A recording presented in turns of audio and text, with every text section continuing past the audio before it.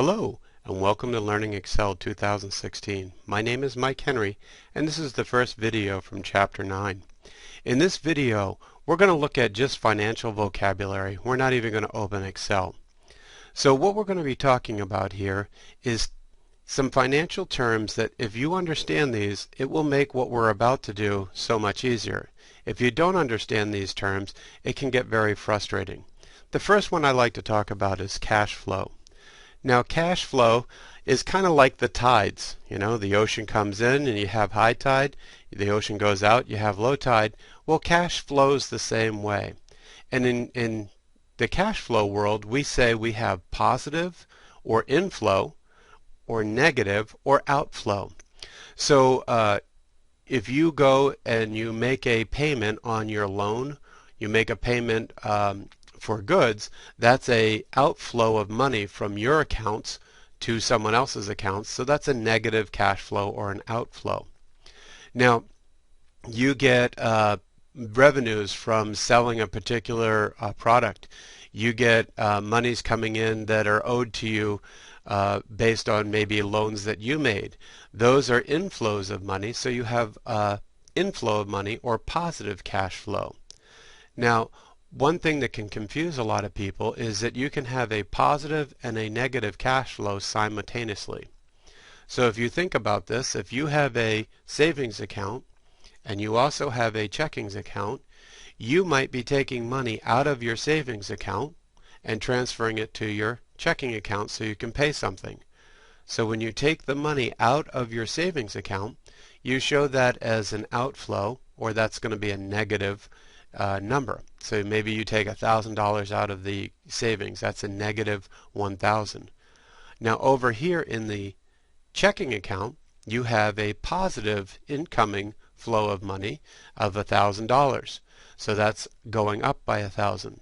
Now your overall net wealth didn't change because you moved $1,000 out of one account into another account. So you had a positive and a negative cash flow, but it overall didn't affect you.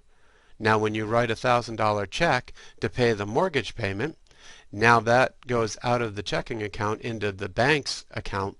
That shows as a negative, and your net wealth goes down by 1,000 because that was out of your account into someone else's.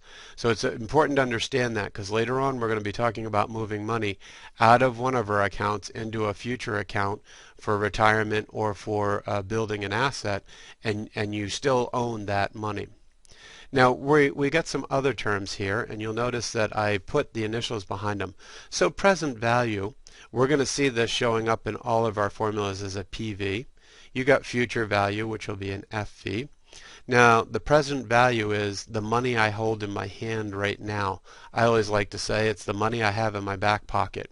So if I go get a loan and they hand me $400,000 for my loan, I have $400,000 in my back pocket. That's the present value of the money. The future value, if I borrowed this money and I borrowed this $400,000 and I'm going to pay it back, the future value of the loan is actually zero.